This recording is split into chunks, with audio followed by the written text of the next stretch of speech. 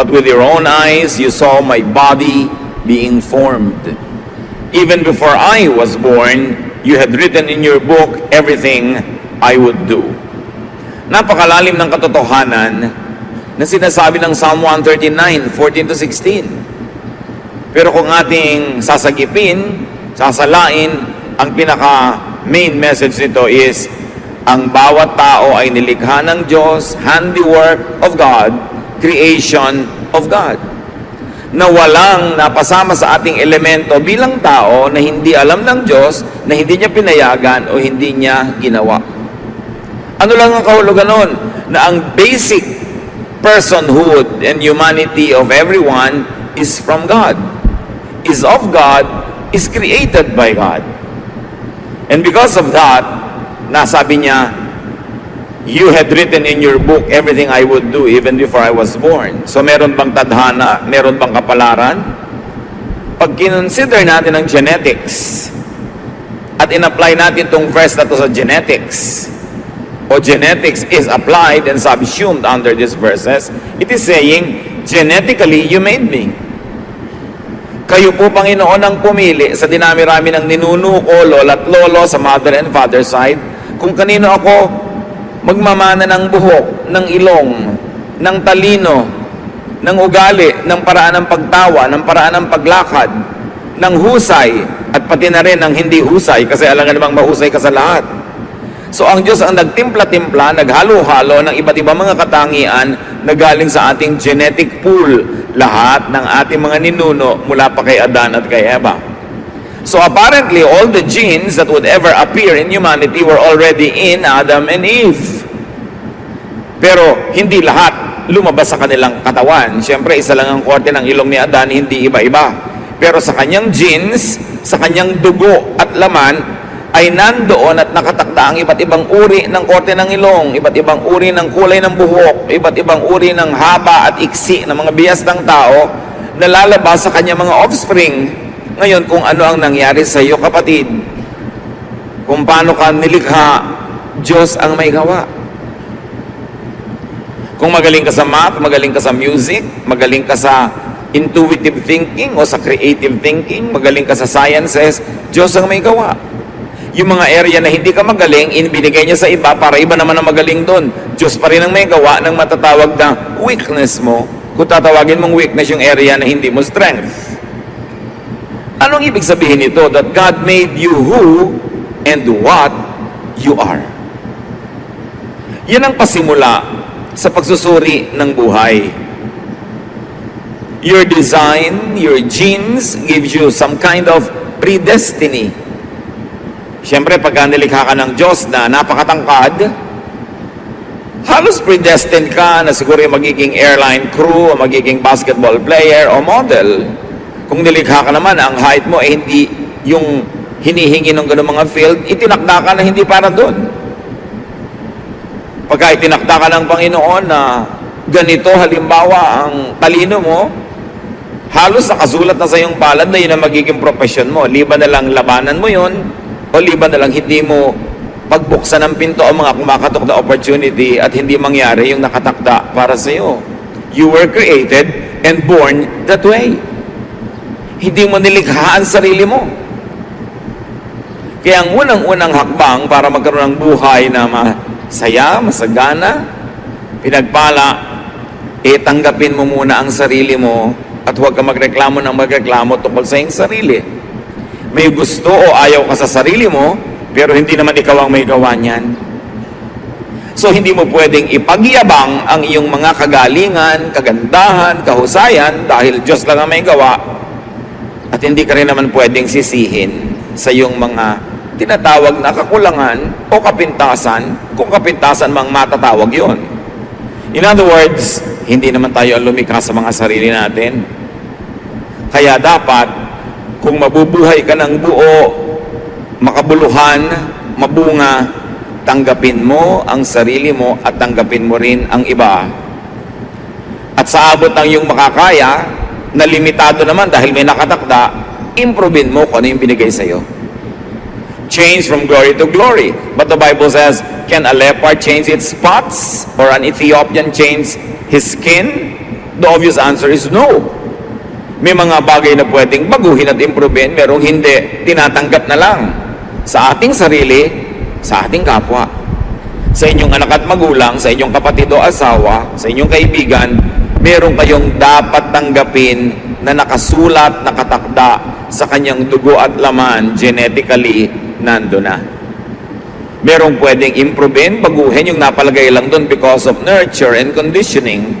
Pero genetically, nung ipinanganak ka na, halos nakatakda na ang lahat. Kaya, pag tinanggap natin yan, handa na tayo ngayon na alamin kung ano ang papel natin sa buhay at papelin yun. Kasi pag hindi mo pinapel yung papel mo, magiging second or third class ka lang na trying hard, copycat of somebody else. Ecclesiastes 3:1-2, everything on earth has its own time and its own season. There is a time for birth. Be as you were created and designed. Sabi, pwede bang lumaban ang palayok doon sa gumagawa ng palayok na sinasabi, bakit ganyan ang ginawa mong korte sa akin? Oh, bakit wala akong tangkay? Bakit ganito? Bakit ganon? No. He is the potter, we are the clay. Mas maaga nating matanggap yon, mababawasan ang pakikipagtunggali mo sa mga totoo at natural sa iyo. At mababawasan ang pressure na binibigay mo sa iba na pilitin yung silang baguhin sa mga bagay na hindi naman talaga nababago, tinatanggap na lang at nai-improve naman. So be at peace with yourself and with others. That's how you live life. Pastor, paano ko po pakikasamahan ng asawa ko laging tanghaling magising? Lagi namin pinag-aawayan, ang tagal-tagal na, tanghali pa rin siyang magising. O di hayaan mo siyang matulog agad tanghali. Yung pala ang likas niya kaysa mag-away kayo araw-araw. Kung pwede ka mag-adjust para sumabay sa kanya, adjustan mo. Kung hindi, edi magkaiba kayo ng schedule sa umaga. Kaya magulo kuminsan ang buhay natin, lalo sa loob ng pamilya, pinipilit nating baguhin ang lahat ng tao. Mga magulang, kung may isa, dalawa, tatlo kayong anak, hindi pwedeng pare-pareho sila ng ugali. Kasi iba-iba ang pinagkunan ng mga ninuno at iba-ibang timpla. Hindi mo pwedeng hanapin kay bunso yung mga katangian ni panganay. Magulo yung ganon. At mga wives, hindi nyo pwedeng hanapin sa asawa nyo yung katangian ng inyong bayaw o katangian ng inyong kumpare. Magulo yun. Magsimula tayo sa pagtanggap sa ating sarili at sa ating kapwa tulad ng walang patakarang pagtanggap ni Jesus sa atin. Mas tahimik na unang hakbang yun ng buhay. So be born, accept who you are, then grow up. Luke 2:52, and Jesus grew in wisdom and stature and in favor with God and man. So even the Lord developed, He grew. Hindi naman siya ipinanganak na kompletong-kompleto na yung divinity at humanity niya. He grew. So you keep growing and do not stagnate. Kailangan yung alam mo last week, pinalitan mo na ngayon kasi may bago ka ng magandang nalaman. Kailangan yung sistema mo nung 3 years ago, nag-improve na, hindi laging yun, because you have to keep growing. And grow as you were created and designed. Huwag pilitin na maging iba. Doon ka lumago kung saan ka talaga nakahapay, kung saan ka nakatakda.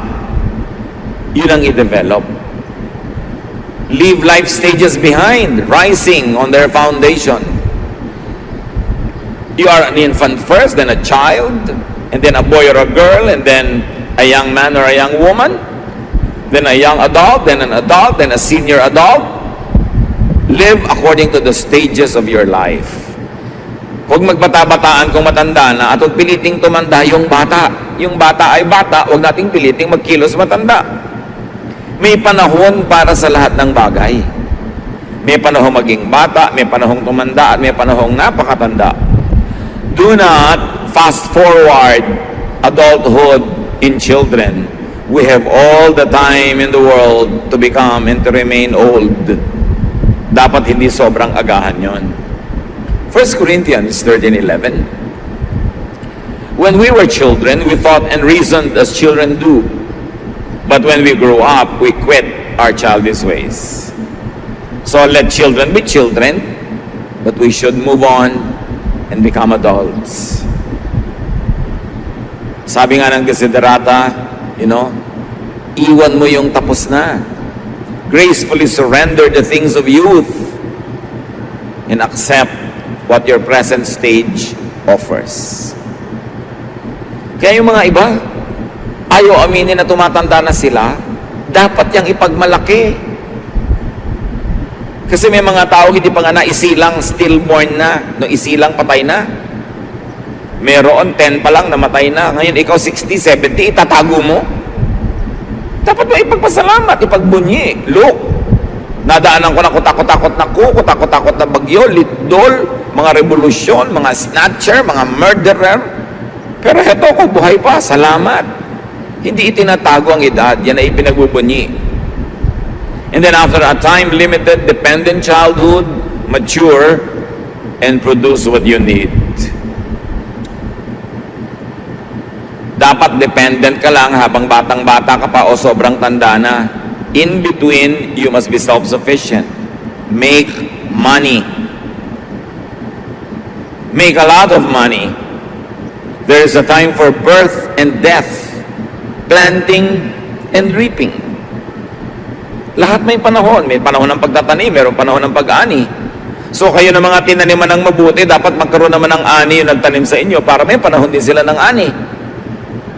Live and enjoy life stage and cycle. And do not resist or fight time and aging. Lahat halos ng cosmetics ngayon is to fight aging. Why will you fight aging? Age is a gift from God.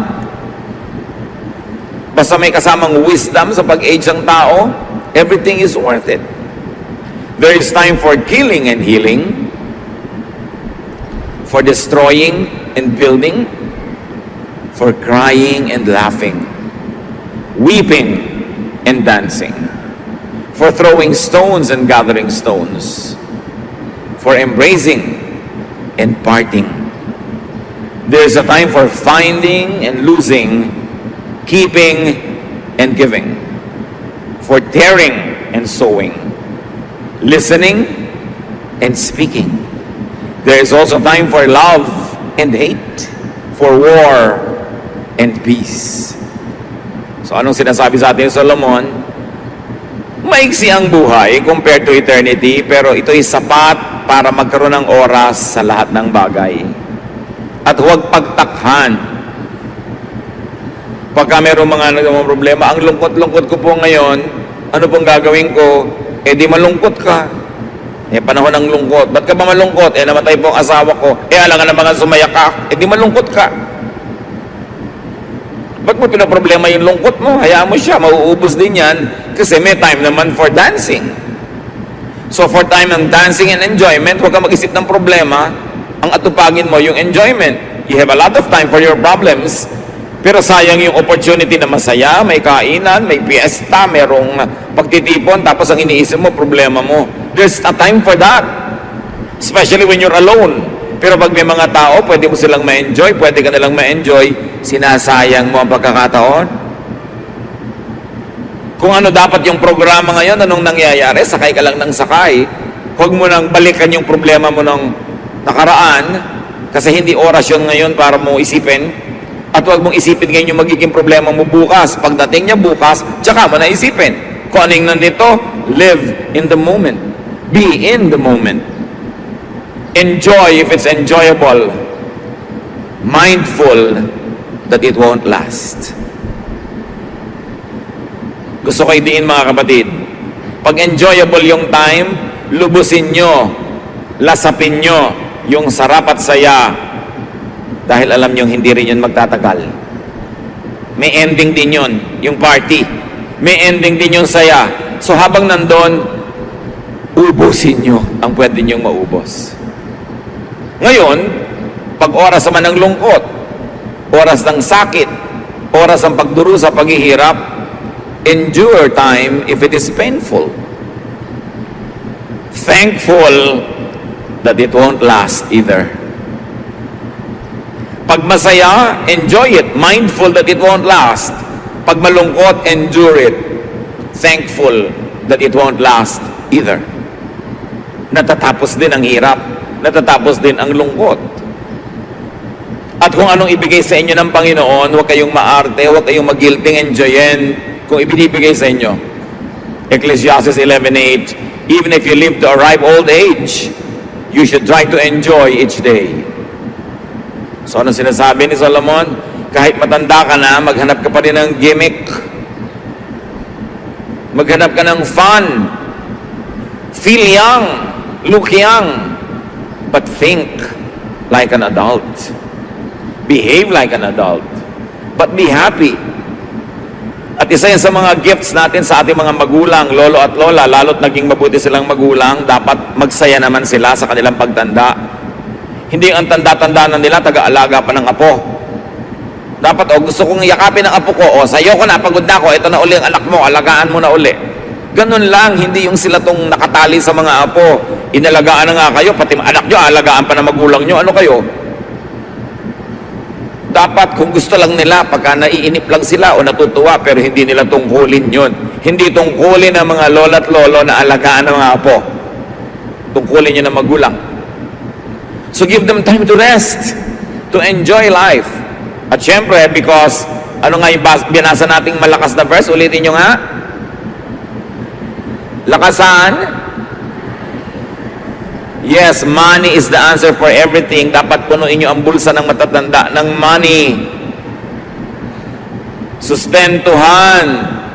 Pag binigyan mo ang matanda ngayon, sabihin mo, next month po, ganyan din ang ibibigay ko. Hindi ibibigay mo, pero hindi niya alam kung kailan yung next. Hindi tuloy siya makapag-plan ng budget. Right? Dapat, pinalaki ka, pinakain ka. Panahon lang. Panahon mo naman ngayon para mag-alaga ng mga matanda na. Hindi yung matanda na sila, sa kanya ka pa kayo hihingi ng pang-load. Ang kapal naman ng anak ka, ang tanda-tanda na nanay, pahingin pang-load. So, kailangan bibigyan ng pahinga ang matatanda para buong buhay, lahat ng cycle na enjoy nila. Lesson naman, maging mabuti tayo magulang para ganado na yung mga anak natin na mahalin tayo pagdating ng panahon. Diba? Ecclesiastes 7:14, when times are good, be happy. But when times are bad, consider this: God has made the one as well as the other. Therefore, no one can discover anything about their future. Lagi may nagtatanong, pwede po bang hulaan yung future? Ayan, sinabi niya, no one can discover anything about their future. So tama na ang katatanong tungkol dyan sa hula na yan. Hindi nalalaman ko anong darating pa. Pero, kung anong dumating, try to enjoy it. Sabi, pag masaya ang panahon, magsaya ka. Pag malungkot ka, di malungkot ka. At tandaan mo, Diyos din ang may gawa niyan. Hindi si Satanas. Tanggapin mo, bahagi talaga yan ng buhay. It is a given. Do not contend with it. Just accept it.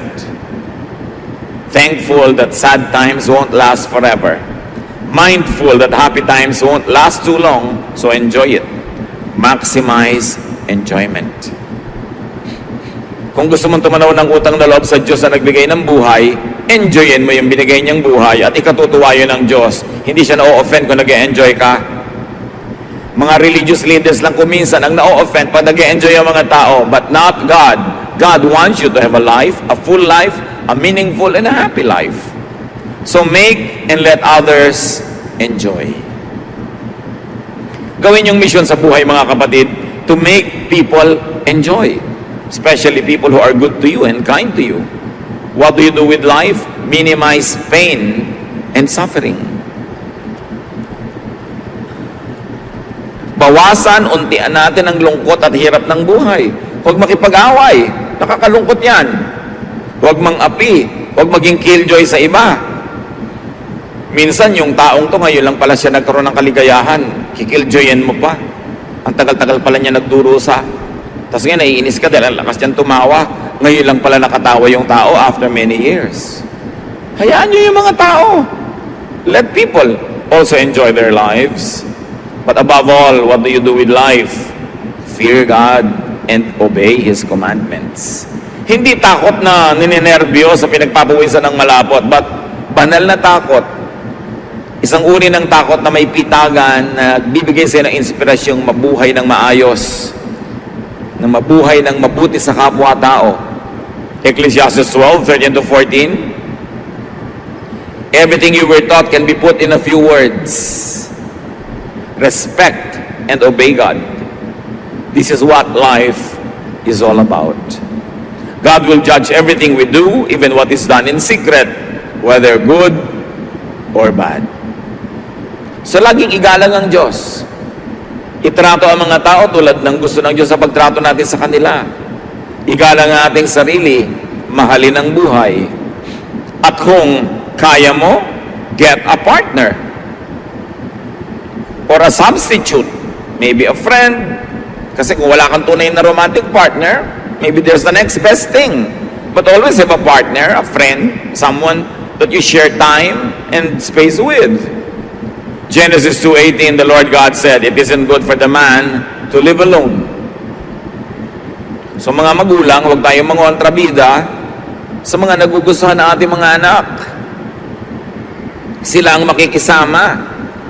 Dapat ang kasama nila sa buhay, yung gusto nilang kasama. Yung masaya silang kasama. Hindi yung gusto natin para sa kanila.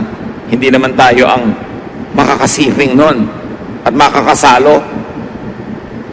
Pero siyempre, mga anak, makinig din sa opinion ng magulang kasi kung minsan, dahil sa edad, marunong na silang kumilatis kung sino ang problematic person pala at hindi makakabuti para sa'yo. But at the end of the day, it's really the choice of the one who is going to get into the partnership. And let's allow people to have their own partners. Huwag tayong mga kontrabida. Sabi sa Ecclesiastes 4:9-12, 2 are better than 1 because they have a good return for their labor. If either of them falls down, one can help the other up. But pity anyone who falls and has no one to help them up. Also, if two lie down together, they will keep warm. But how can one keep warm alone? Though one may be overpowered, two can defend themselves. A cord of 3 strands is not quickly broken. So napakalino ng sinasabi na mabuting ang tao may kasama sa buhay. Kung may romantic partner, the best. Ngayon, kung wala nun, the next best thing. Merong matalik na kaibigan, merong mabuting kasama sa negosyo, kabarkada, kaibigan, kasi ang buhay mas mabuti kung merong kasalo. At tayo naman, huwag kang maging maramot, huwag maging mapagkait sa ating kapwa na nangangailangan ng kasama sa buhay. Marami ganyan mga anak, mabubiyudo ang tatay, mabubiyuda ang nanay, ayaw ng pag-asawahin uli. Remember that marriage is only until one of them dies. One passes on, the person is free.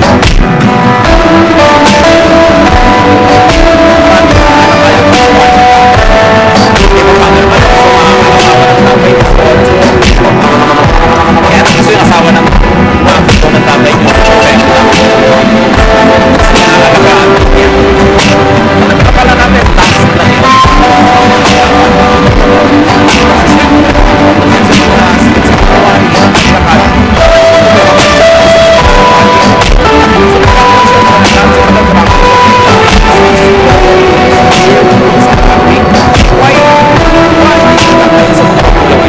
Dahil natatakot kayo, may kaagaw kayo sa mana, sa mga lupa, sa kuko ng tatay nyo, maghahati-hati kayo sa konting lupa, pagkakaitan nyo siya ng kaligayan. Bakit? Masisipingan nyo ba siya? Makakamot nyo ba yung likod niya the way a wife or a partner could? So bakit yung pagdadamutan?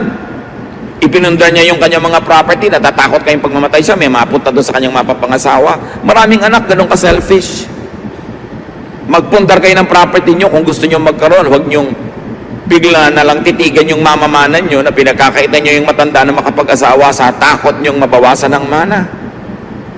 Pero pandanay, ang tanda-tanda nyo na, nakakahiya naman po na mag-asawa pa kayo. Bakit nakakahiya? Marriage is honorable, no matter what the age. Sasamahan nyo ba siya araw-araw?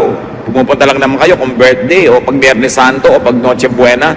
Ibang araw, wala namang kasama yung matanda. Ba't di nyo hayaang may kasama? Don't be a killjoy. Let people have partners of their choice. Choice nila yun. Si King David nga nung matanda na hindi na matanggal ang ginaw sa katawan. 1 Kings 1-4. King David was now an old man, and he always felt cold, even under a lot of blankets. His officials said, "Your Majesty, we will look for a young woman to take care of you. She can lie down beside you and keep you warm." They looked everywhere in Israel until they found a very beautiful young woman named Abishag, who lived in the town of Shunem. They brought her to David, and she took care of him. Bakit niya naman mamasamain? Lalo kung matanda na, edi na magkaroon siya ng happy ending. Para yung pag-exit niya sa mundo, nakangiti siya. Bakit mainit ang mga tao, ang mga mata ng tao sa may edad na may gusto pa ng partner? Alam niyo yung pag-edad, sa itsura lang, pero ang nadarama naman ng matanda, pareho lang nung siya ay 14. So huwag nating pagkaitan ng mga matatanda ng ganon. What else do you do with this short life? Have offspring. Whenever you can, magkaroon ng anak, or its closest, second best thing, and raise your children. Raise them well. Mahirap lang naman magpalaki ng bata kung maliliit pa sila. Pag lumalaki na, gumiginhawa na rin yan. Mabuti yung may mga anak. At kung kaya natin mga kapatid, help others raise their own children too. Proverbs 22 verse 6, teach your children right from wrong. And when they grow, they will still do right. Ang pagtuturo kung kailan bata, kaya dapat hindi yun napapabayaan. Isa sa mga social dangers ng ating OFW phenomenon, kumisan walang nakakatutok sa mga bata. Kaya tuloy ang nangyayari, lumalaki na walang guidance. Kailangan habang bata, mahalin, tutukan, alagaan, para paglaki, balanced person siya. And now, of course, enjoy your children. And when you grow older, your grandchildren. Bakit ka pa may anak kung hindi mo nun may enjoy? And enjoyment is sharing time and space. There should be a lot of togetherness, a lot of fellowshipping. Proverbs 17:6, grandparents are proud of their grandchildren. Which of course goes without saying, mga young people, live so that your grandparents will be proud of you. Hindi yung binibigyan nyo sila ng kahihiyan, kundi sila ay may maipagmamalaki. So mga kapatid, enjoy fruits of lifelong toil and good works. Kaya yung mga magulang natin, pag nagsi-senior years na sila, dapat na-enjoy na nila lahat ng itinanim nila. Hindi yung kasama pa tayong namimitas. Dapat tayo na yung nagdadagdag sa mga kaing-kaing nila ng mga ani. Ecclesiastes 3:13, because God's gift to us is the happiness we get from our food and drink and from the work we do. Regalo yun ng Panginoon na tayo'y umani ng itinanim at lasapin ang sarap ng ating mga mabubuting naging mga gawa. Ecclesiastes 5:19, suppose you are very rich and able to enjoy everything you own. Then go ahead and enjoy working hard. This is God's gift to you. So yung mga bunga ng iyong pagsisikap, sabihin ko noon, huwag kang mahiya na ina-enjoy mo yan. Huwag kang mag-apologize. Bigay yan ng Diyos. God wants you happy. God wants you to have pleasure. Hindi yun ipinagkakait ng Panginoon at hindi dapat ikahiya kung sa malinis namang paraan ng galing. So nagawa niyo na yan. You are born, you grow, you enjoy life, you get a partner, you have children when you can. You do the maximum good, you minimize pain, you maximize enjoyment. And when your time comes, die. Natural darating yun. Sabihin nyo nga sa katabi nyo, die. Pero huwag muna ngayon, di ba? Later, much later. Pagka may sakit at talagang nag-aagaw buhay na, ibubulong mo na, mother, die. Siyempre, panahon na eh. Pagka talagang panahon na, sige po lola, die. With a smile. Bakit? You live the full life. You cannot be on earth forever. Enjoyin mo lahat, gawin mo lahat ang mabuti, all in a day. But plan as if you're going to live 100 years. But be ready to meet your Maker anytime. And also, be ready for other people's death. Hindi lang tayo dapat handa sa sarili nating pagpanaw sa mundong ito, handa rin tayo sa pagpanaw ng iba, lalo na mga mahal natin sa buhay. Paano tayo naghahanda? Mahalin mo na ngayon. Bigyan mo na ngayon. Patawarin mo na ngayon. Pagbigyan mo na ngayon, para bukas, kung siya binawian ng buhay, wala kang ipinagsisisi. May sakit, dalawin mo na pag nalaman mo agad. Hindi yung next week pa, dahil baka bigla siyang bawian ng buhay sa gitna ng week. Eto ka ngayon, nagsisisi. Bahala ko lang ang dalawin eh. Hindi na ako nahintay. Bakit naghihintay ba ang kamatayan? Para hindi tayo sobrang mabigat ang loob pag merong sumakabilang buhay, lahat ng kaya nating mabuting gawin, gawin na natin. Wala kang guilt. At na-enjoy niya ang iyong kabutihan. And when God calls you, then enter eternity. Next chapter naman ng buhay. Absent in the body, present in the Lord. So minus all the human and earthly drama, that is really glorious to return to God. Pero dahil hindi naman natin talaga alam na alam kung ano naghihintay doon, kaya hanggat maaari, nagtatagal tayo dito kasi itong alam natin, itong kilala natin, but God has a plan for you. So live your life now while on earth, and when God calls you, go there. 2 Corinthians 5:8, we should be cheerful because we would rather live these bodies and be at home with the Lord. So ganun din dapat ang pagharap daw, maging sa kamatayan hanggang maaari. Be cheerful because you will leave this body but be at home in God. Kaya ang sabi ng Philippians 1:21, if I live, it will be for Christ. And if I die, I will even gain more because I will be with Christ. So between birth and death, there is a very narrow timeline. Make the most out of life. Huwag kayong magsayang kahit ng isang araw. Yung nagtutulog ka, nakatunganga ka maghapon, sayang. Lalo't kung mahaba ka rin naman matulog sa gabi. Kung kumpleto na ang tulog mo sa gabi, huwag ka na magtulog sa araw. Dumalaw ka sa isang mahal mo sa buhay. Magsulat ka ng nobela. Sumulat ka ng tula. Magtanim ka ng halaman.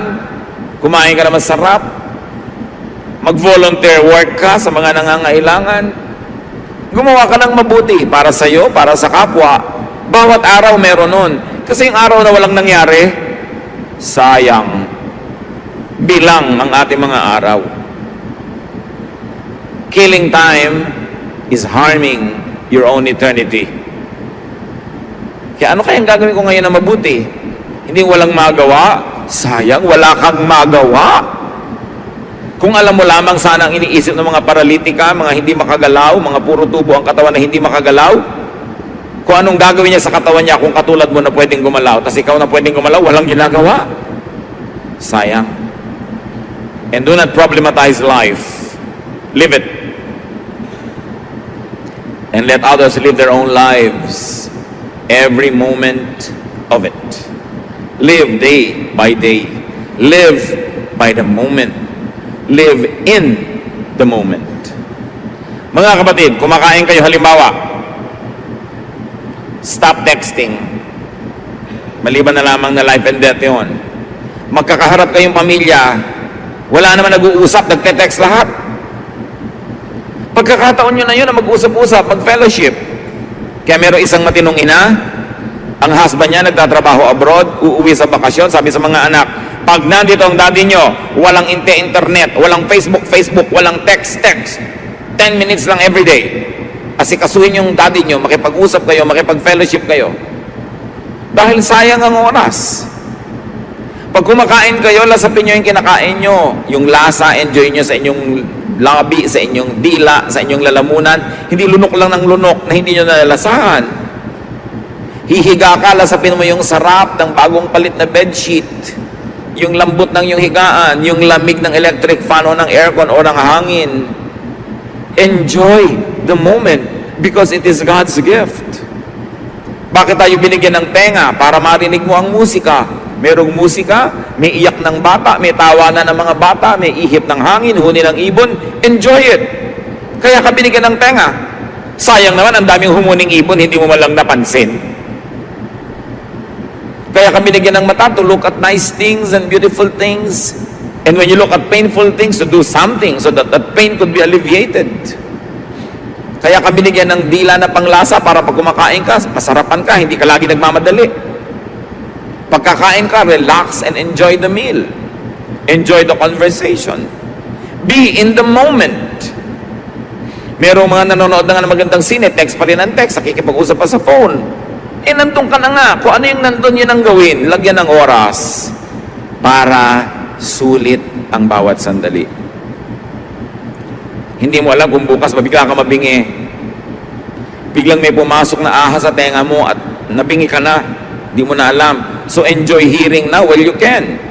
Habang nakakakita ka, tumingin ka na mabuti. Habang nakakalakad ang iyong paa, maglakad ka na, mag-gimmik ka, mamasyal ka. At huwag ka mangharang doon sa mga gustong mamasyal.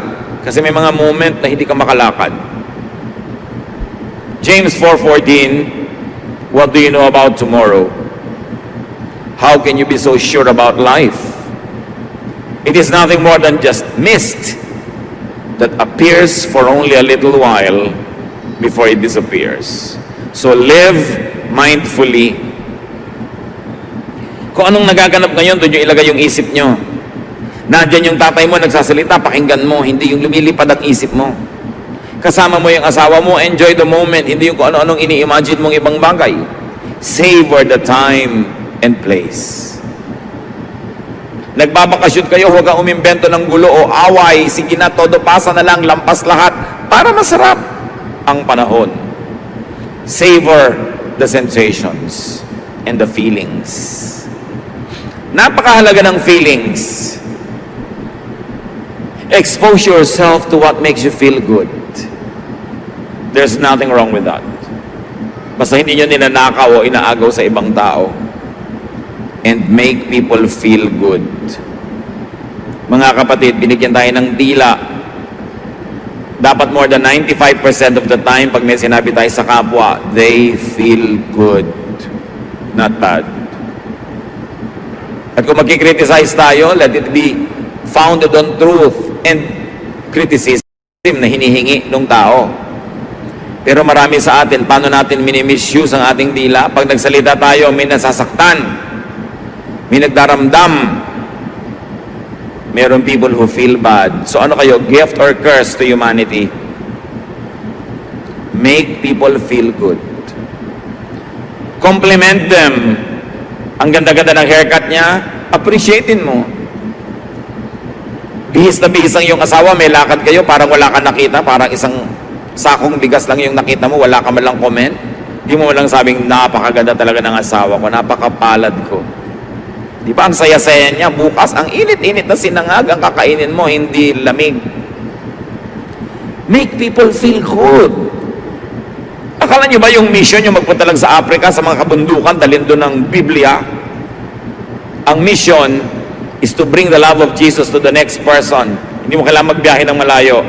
Bring the love of God, the cheer, the happiness, the pleasure. Mission yun. Sabi ni Lord, I came that you might have life and find it to the full. So when you make people find their lives and their fullness, you are doing the mission of Jesus. Jesus has come to me, all of you are tired and heavy laden, and I'll give you rest. So when you give rest to people, you are doing the work of Christ.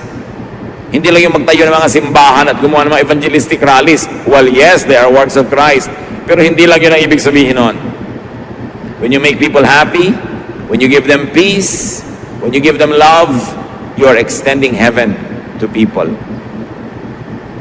So do your best and don't worry about tomorrow. Matthew 6:34, sabi ng Panginoong Jesus, don't worry about tomorrow.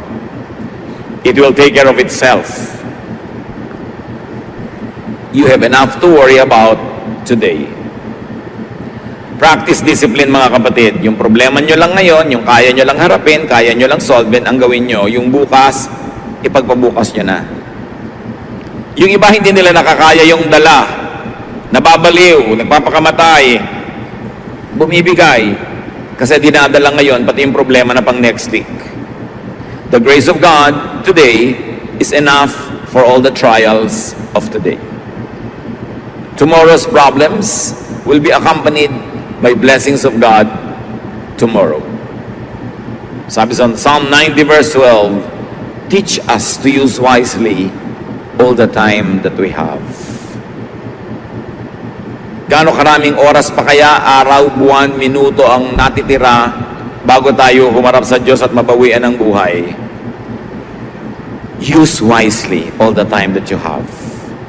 To love, to be loved, to do the maximum good, to share the gospel of Jesus to people, not only the words of the Bible, but love in action as exemplified by Jesus. And when your time comes to meet your Maker, die. Ganun talaga ang buhay. Huwag dramahan masyado. Meanwhile, while you are not being called to eternity, live. Get